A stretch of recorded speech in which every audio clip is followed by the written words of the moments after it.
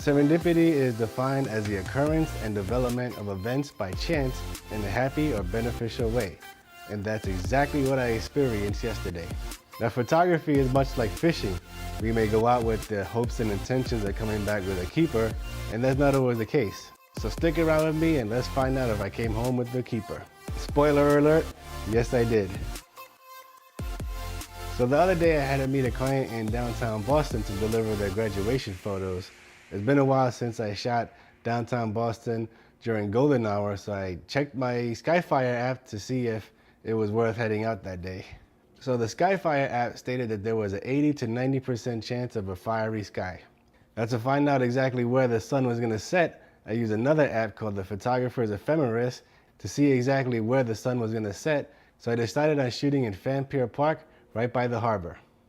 I wasn't too crazy about how the images were turning out, as there was too much contrast between the sky and the city. When taking pictures, one has to decide if you're exposing for the highlights, bright parts, or the shadows, the dark parts. And with the current situation, it was a bit tricky. So what is one to do? Shoot an HDR image. HDR stands for high dynamic range, and the idea is you take multiple images and blend them into Lightroom or Photoshop. So check out this quick tutorial on how I pull this image off. So when there's an extreme difference between light and dark in your scene, one thing you could do is take multiple images and blend them into one high dynamic range image. So the key is you don't want to change your aperture or ISO. In this case, I was at 6.3, ISO 200, and for the first image was 62 seconds, the second image 30 seconds, and the third image 1.3 seconds. So let's head over to the develop module, D for develop, Command A to select all, and we could go to photo merge, HDR. Alright, so this may not look like much now, but once we get busy, it'll come to life. So let's click on merge. And now we're going to have the benefit of having all the tones from those three images blended into one. Alright, so now it's time to play. So let's start from the top and let's pick a neutral target. And I'm looking for something gray. And let's just see what happens here. Alright, that's okay. So let's make this a little bit brighter by raising the exposure.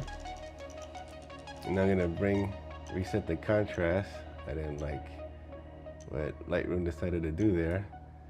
So highlights is bring them down, and you can see what it's doing to the sky. If I go the other way, no detail. Alright, shadows. Go somewhere around there. And then the white points, let's make sure we have a white point. I'm holding the Alt button, so wherever is red is pure white. And when you're printing an image, you always want to make sure you have a white point, and the same thing goes for the blacks. Let's go until we see some blue in there. So wherever is blue means there is no detail. Alright, this isn't bad. Let's add some saturation. Make the image a little bit more colorful. And is there any blue in the sky? Not really. And we're almost there. So let's head over to the clarity slider and add a little bit of clarity. If I zoom in, you'll see what it does. But let me go to the screen, and then you're gonna see it kind of looks kind of grungy and dingy. But you don't want to go too crazy with it. Usually just a little bit goes a long way. I'm still not 100% crazy with this image. So let's see if we could do something with the sky. The first thing I gotta do is get rid of these spots on the filter I was using. So let's hit Q for the spot removal tool. I'm using my mouse wheel to make the brush size a little bit bigger.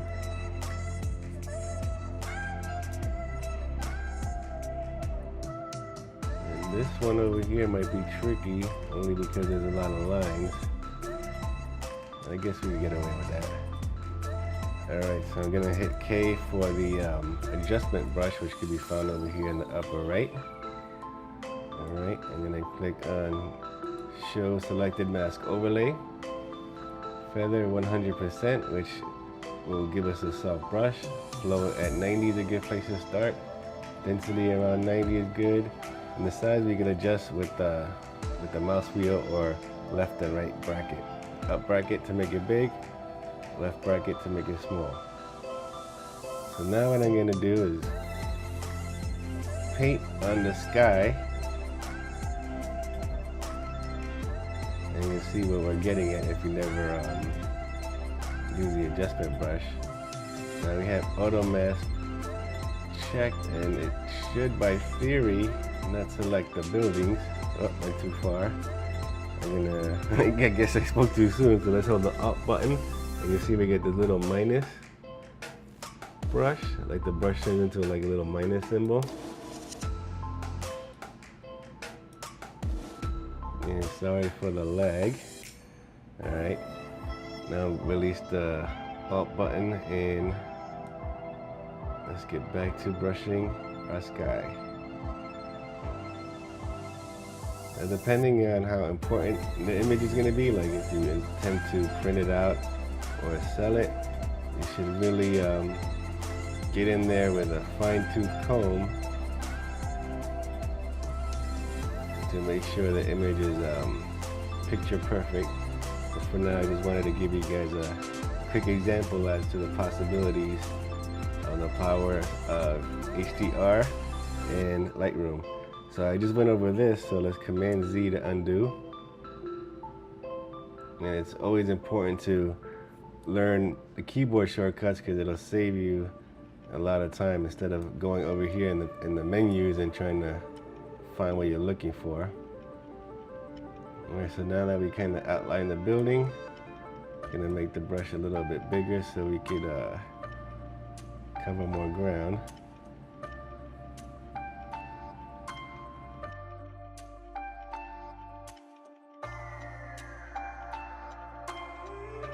Alright, so now that we have our sky selected, let's uncheck show selected mask overlay off. Now let's bring the highlights down even more. That looks better.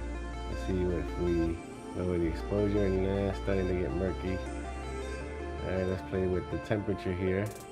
We might get a blue sky. We could go full morning glory.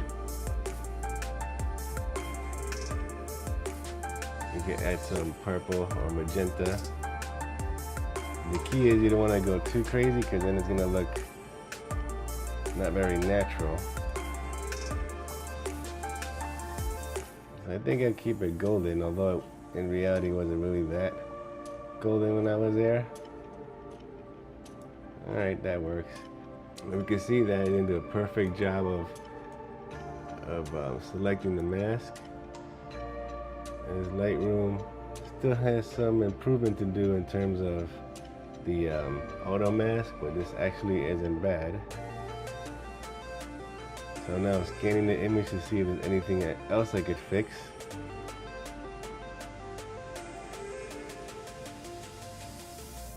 This looks okay, and I'm thinking that the foreground, let's close this, might look a little bit dark. See, so the shadows is almost like a light switch. So you see the image from the exposing for the sky shot and exposing for the shadows part. So with HDR we get the best of both worlds. I think it could use some more contrast. So let's head over down to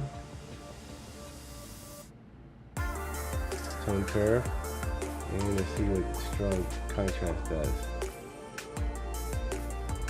That's a lot better.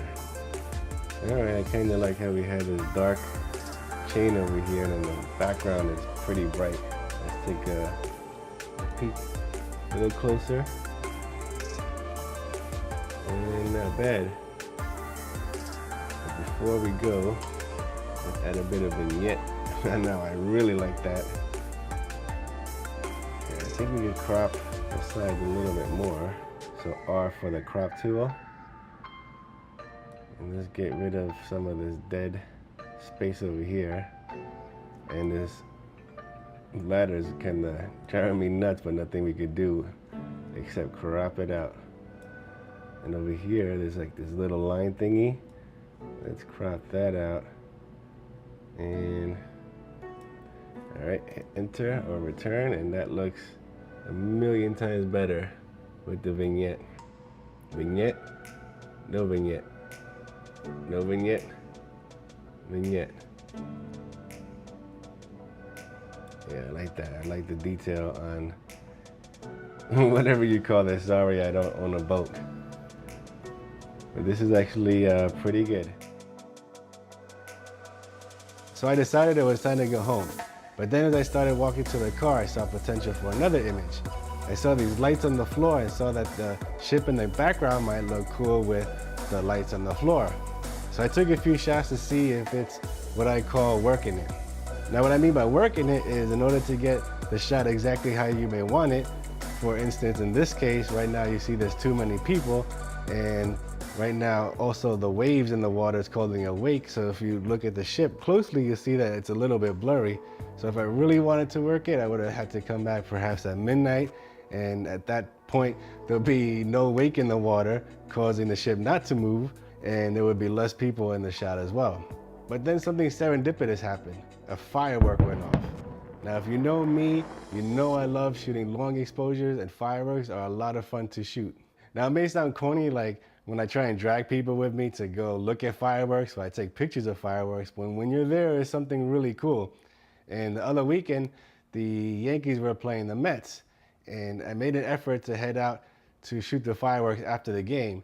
Now I knew it wasn't going to be a great display, as the Mets are kind of cheap and they don't do things the way they should be done for being New York and a big market team, but that's another story.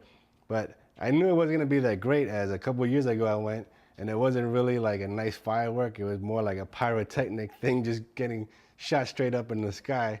But I was in New York City at the time.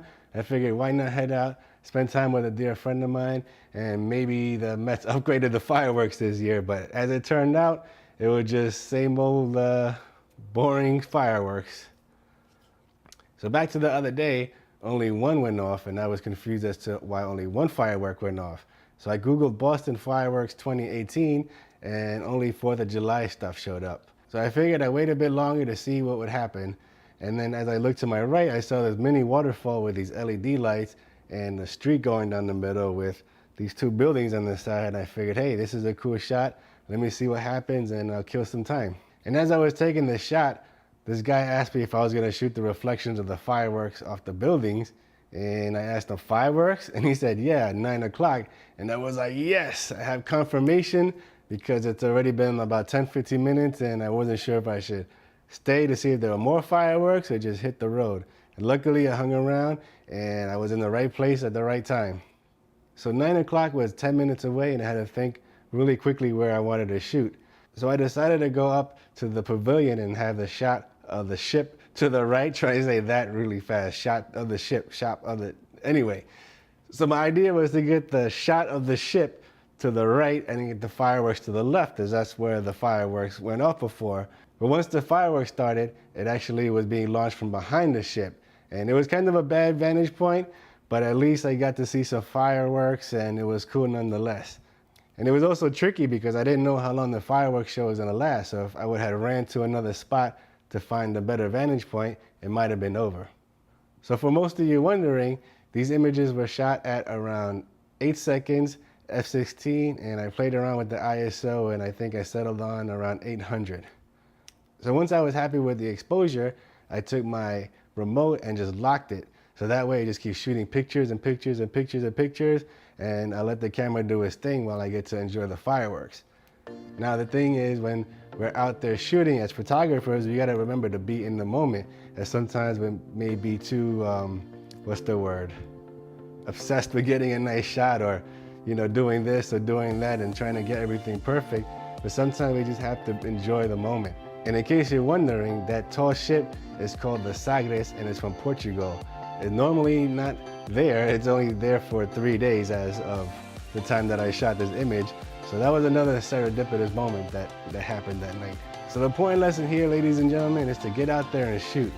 The funny thing is, sometimes when I give myself a project or a theme that makes me want to go out and shoot, it always leads to something good. Several times I'm out shooting just for fun or for myself, and those images always lead to big things, and some of those images end up being some of my best sellers. That's it for now, guys. I hope you enjoyed the video. Give me a thumbs up if you liked it, and stay tuned for the next episode.